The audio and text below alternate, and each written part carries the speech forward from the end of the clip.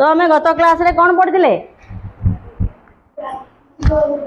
भारतर जलवायु और प्राकृतिक उद्भिद बस भारतर जलवायु और प्राकृतिक उद्भिद ता भितर आम केते प्रकार आमर ऋतु आम कौन अनुभूत करें कौन कौन वृक्ष आमर भारत में देखा जाउची काली मु तुमको केते गुड़ाए कही तो कहल मुख्यतः प्राकृतिक उद्भिद क्या कह जाए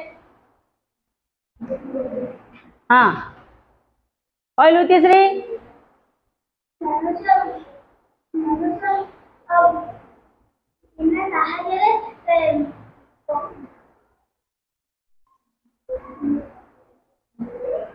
कौन कह जाए क्या कह जाए प्राकृतिक उद्भिद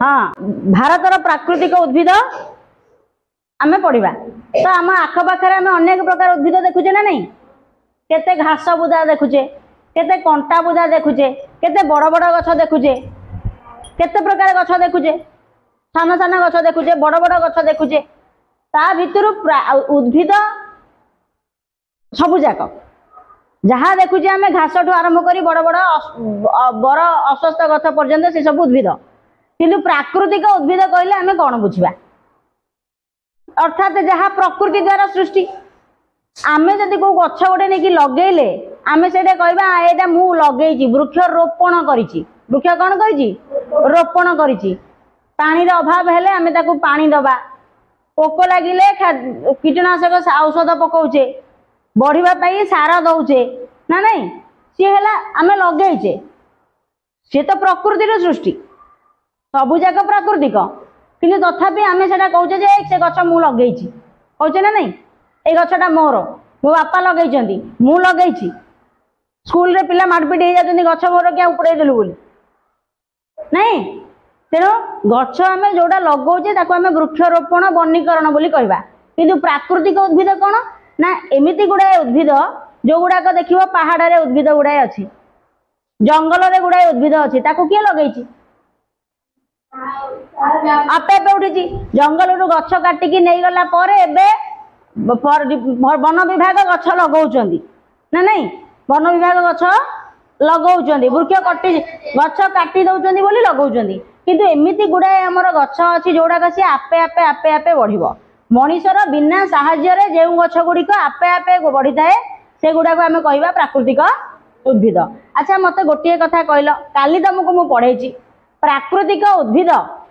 बा गछ बढ़िबा पई गछ बढ़िबा पई आमर सबु जगह समान परिमाण रो गछ देखा जाउची कि नहीं सबु जगह समान परिमाण रो गछ देखा जाए नहीं अच्छा गछर विभिन्न प्रकार रो गछ अछि गछर विभिन्न अछि ना नहीं विभिन्न प्रकार रो गछ विभिन्न उच्चतार गछ विभिन्न आकार रो गछ अर्थात गछर प्रकार गछर आकार गछर उच्चता आउ गछर घनता घनता अर्थात केते घंच हबो बा पतला पतला हबो ए सब कारण पई किछि कारण दायी ए सब गछर विभिन्न प्रकार आकार उच्चता घनता पई किछि कारण दायी से कारण गुड़िक कौन कौन वृष्टिपात आउ तापमात्रा अर्थात गछर आकार किपरि हबो मोटा हबो कि सरुआ हबो पत्र मोटा हबो कि सरुआ हबो कि शंकु हबो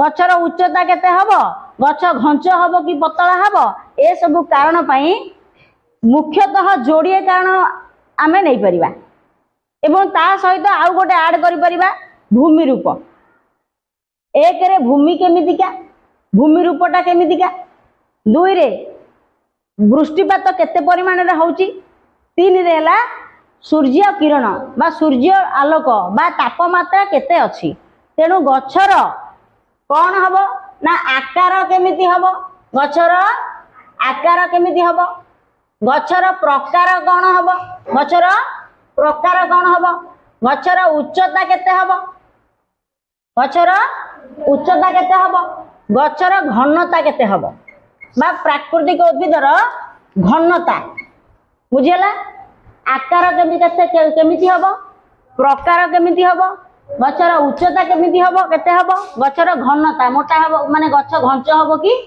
पतला पतला हबो ए सब कारण पाई एला हमको मुख्यतः तीनोटी कारण दायी। केतोटी कारण दायी? तीनोटी कारण।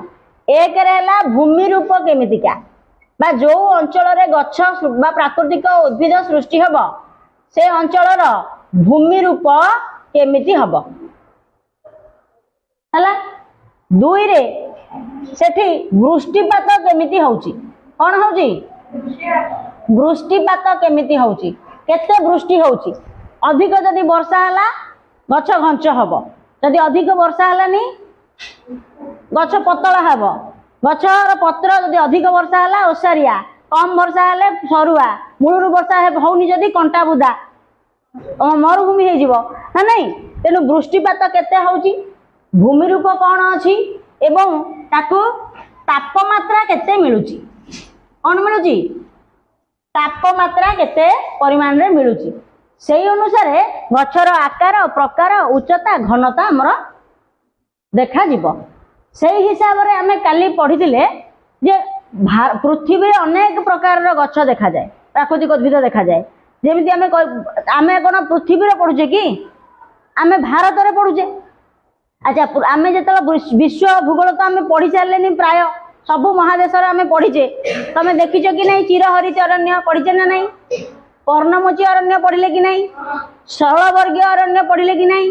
कंटाबुदा जंगल पढ़िले कि नहीं? पहाड़िया अरण्य रे बा हमरा मरुभूमि अंचल रे तो कहला चिरहरित अरण्य कोठी देखा जीवो? जोठी बेसी वर्षा। पर्णमोची अरण्य कोठी देखा जीवो? जोठी टाटू टिके कम वर्षा ना नहीं। अच्छा कंटाबुदा जंगल कोठी देखा जीवो? हैं मरुभूमि अंचल रे। अच्छा पहाड़िया अंचल रे को अरण्य देखा जीवो? सरल वर्गीय अरण्य टाइगर माने कि। अच्छा तुंद्रा उद्भिद कोठी देखा जीवो? तुंद्रा उद्भिद कोठी देखा जीवो?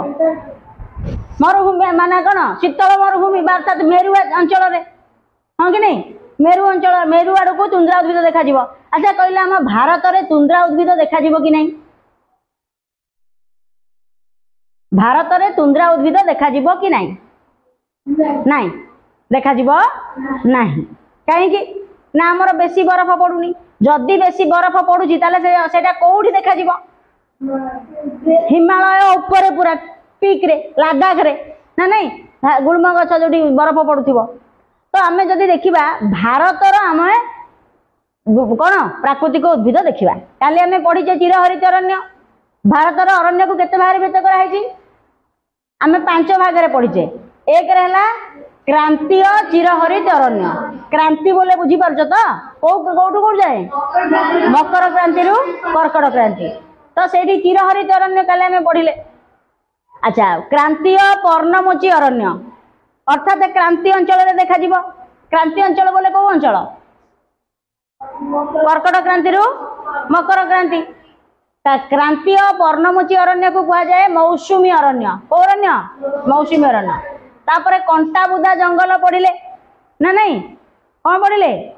कंटाबुदा जंगल कोठी देखा जीवो? मरुभूमि रे। तापरे पार्वत्य अरण्य रे को अरण्य देखा जीवो? सरल वर्गीय अरण्य। काली आमे एतिकी 4टी पढ़ीचे नहीं कि? क्रांतीय चिरहरित अरण्य पढ़ीचे, क्रांतीय पर्णमोची अरण्य पढ़ीचे, कंटाबुदा जंगल पढ़ीचे, पार्वत्य अरण्य पढ़ीचे। आज पढ़िबा हेंताल वन बा जुआरिया अरण्य। कौन पढ़िबा? हेंताल वन बा जुआरिया अरण्य देखि दियो। अच्छा जुआरिया अरण्य को कई कहबे स्वाम फॉरेस्ट बा मैनग्रोव फॉरेस्ट बा हेंताल वन बा जुआरिया अरण्य।